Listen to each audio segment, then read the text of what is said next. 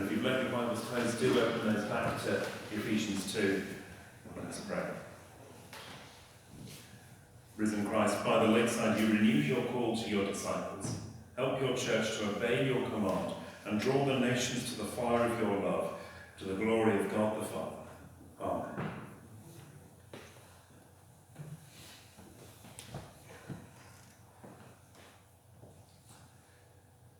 You shouldn't need to follow the news to notice the fact that we live in a world that is marked by division and hostility, marked by prejudice and discrimination.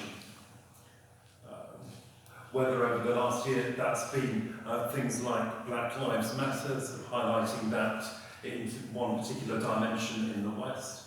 Whether you want to look elsewhere and sort of look, for example, say at the tensions between Malay and Chinese in Southeast Asia or wherever you want to go. We live in a world that is marked by division, hostility, prejudice and discrimination. There's a reason, for example, when we lived in Kuwait when I was a child, that when we walked along the roads in Kuwait City, the roads are all sort of massive great 6-lane motorways, because it's not built for pedestrians. When we walked along the roads, in one hand, Mum would have to keep hold of my sister, because at that point she was blonde. She's very not blonde now, because people want to steal her. And had to walk with me on the far side away from the road, because otherwise people would want to, our motorbikes would come and try and run me over, because I was young, white and male, and therefore dangerous. Or for example, when I was in Tanzania 18 months ago, why is it that I was treated in different ways to some of the Tanzanian church leaders? Why was I given special treatment? Because through some defect of my genes, I've got paler skin. We live in a world that is marked by difference, by prejudice and by discrimination. That much is straightforward. You need to be pretty blind to ignore the fact that there is a problem. What is not straightforward is what the solution to that is. And all sorts of solutions are attempted,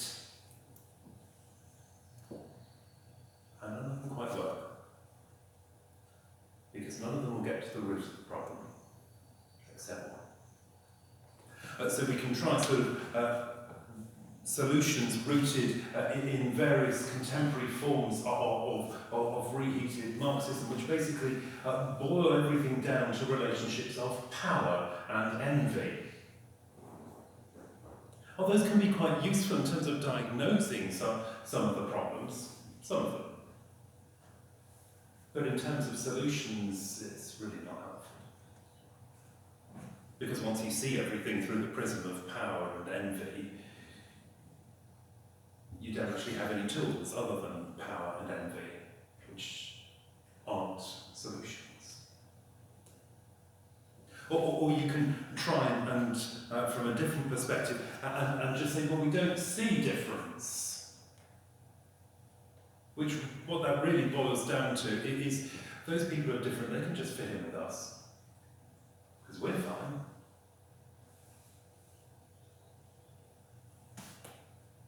That's not a solution either. Ultimately, the only solution that is going to work is Jesus. And that is the only solution that will get to the heart of the problem and solve things. In fact, it is historically the only solution that ever has worked. You saw that in, for example, the Roman Empire. There's a 2nd century document called the Epistle to Diognetus.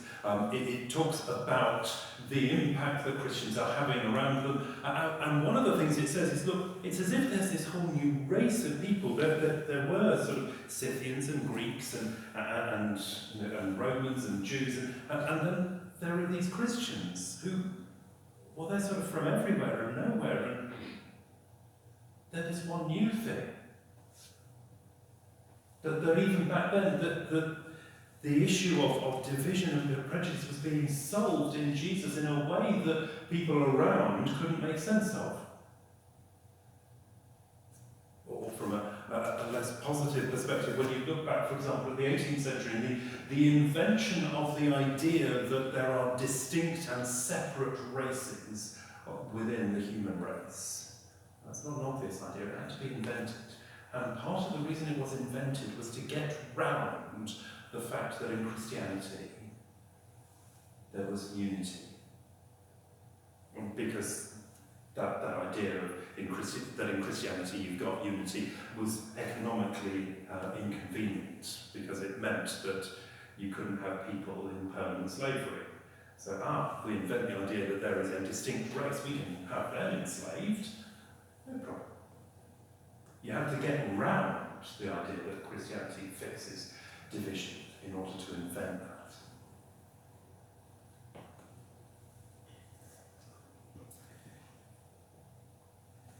In Ephesians 2, what Paul is doing is, as he writes to the church in Ephesus, is he is showing them how that works. He's showing them the impact that it has, because he knows that when we lose our grip on the gospel, when we lose our grip on who Jesus is and what he's done for us, then those divisions creep in. Because we stop seeing things through the glasses that God gives us in the Bible, and instead we see with the short-sightedness inherited from the world around us.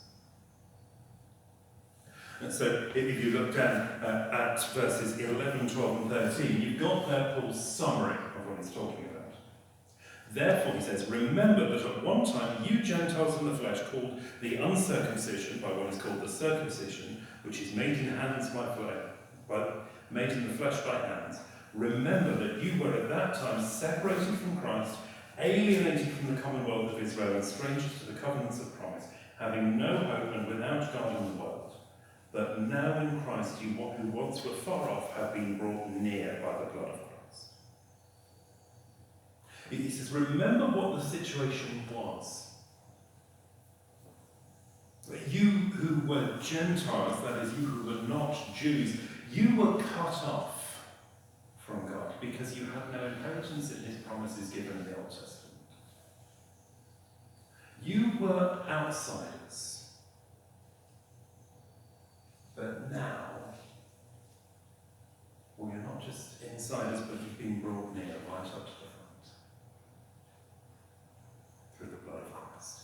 That is the difference that the gospel makes. It turns outsiders into those at the centre of things. Having stated then what impact the gospel makes, the natural question is, how does that work? How on earth is that going to have any effect for? That's where he gets from verse 14. For he himself is our peace. It's Jesus himself who guarantees peace between different groups, between different races and ethnicities, between different classes and so on. It's not human will, it's not our wishful thinking, it's not hoping, it's Jesus. Jesus is our peace. You've got to get rid of him if you want to reinvent hostility. That any attempt to get around that is an attempt to get rid of Jesus, which means that peace with something secure. He himself is our peace, who has made us both one and has broken down in his flesh the dividing wall of hostility. So it's as if Paul said, look, there was a wall dividing you, a wall of hostility. I thought Paul is probably thinking here particularly of a specific wall in the temple compound beyond which Gentiles could not go. You remember how the temple in Jerusalem functions as a whole concentric series of keep out signs, all functioning to say that God is holy and human beings aren't, and so you can't just waltz in. And part of the function was meant to be that God's whole covenant people would come close to him and would receive blessing from God, and that would then flow out. That's how it was meant to work, that they were meant to be a blessing to all the nations. The problem is that with human sin, that never quite works. That instead, those things which are meant to remind us of our sin function to say, well, you're different from me. You're other. And therefore, implicitly, once I start saying that you're different and you're other, I start saying you're less. And so those walls, those distinctions, become dividing walls of hostility. And Paul says Christ has made us one by breaking down that dividing wall of hostility. How? Well, by abolishing the law of commandments expressed in ordinances. That is all the rules, the ceremonial aspects of the Old Covenant law that function to set God's people apart, intended for that function of blessing the nations. That set them apart and say, oh, sort of, you'll wear certain things, you'll do certain things that other people don't, you'll not eat some things, and things that are meant to set them apart so that they can be a blessing to the nations. Well, what Christ has done is he's abolished that element of the law. So now there is no distinction. So that, having removed that, as that can only ever be half of it, he's removed the problem, the things that mean that I'm tempted to go, I'm more than you, are less than me. The purpose is, verse 15, that he might create in himself one new man in place of the two, so making peace, and might reconcile us both to God in one body through the cross, therefore thereby killing the hostility. See, Paul is not just saying that Christ got rid of those things that our sinfulness can attach to and turn it into walls of hostility. Because if he'd just done that, well, we'd invent something else. No, he then has to positively do something new. Having done removal, he has to do recreation. And the recreation is what? Well, he makes one new human race. One new humanity, one new man, effectively. Because all those who by faith are his are part of him, are united with him. And it's, well, just as my right hand can't say to my left hand, got nothing to do with you. My left shoulder isn't going to say to my right shoulder, I'm better than you are. Don't need you. So in Christ we all belong to one another. We are all part of one new human being. And in Christ, we are both reconciled to God. And having been reconciled to God, that means that all the history of hostility gets dealt with. That sins get forgiven. And forgiveness is the only route out of hostility.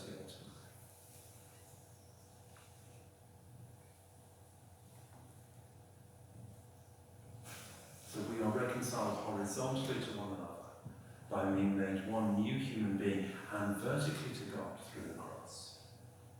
And the result is the hostility is, well, says Paul, verse 16, it is dead. He has killed the hostility. So it is that Paul can sum up Christ's whole ministry and message in verse 17 as he came and he preached peace. Peace to you who are near, peace to you who are far. That is the effect of Christ's whole life. That it is shouting to the world, peace. Peace with God and peace with one another, not the sort of imposed peace of human solutions.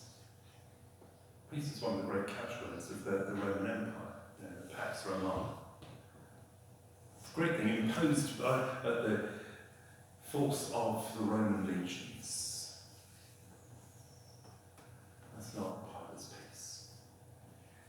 Where what happens is any difference and distinction was crushed under the foot of false. No, the Bible's peace is won by Jesus taking the hostility into himself and suffering on the cross. That is true peace. The outcome there, verses 19 to the end, is that you are no longer strangers and aliens. That no longer are there those weird people over there. Don't quite know them, don't quite want to. You're no longer strangers and aliens, but you are householders. You are fellow citizens. You've got an inheritance. You have every right to be here, and no one can say to you, you do not. In fact, more than that, you are members of the household of God. It's like sort of when you're at home and it's dinner time and you all come and sit at the table because, well, you're members of the household, members of the family. No one's going to say to you, what are you doing here? You belong. Wherever you're from, whatever your background, whoever you are, and that is true just of you and of the person on your pew.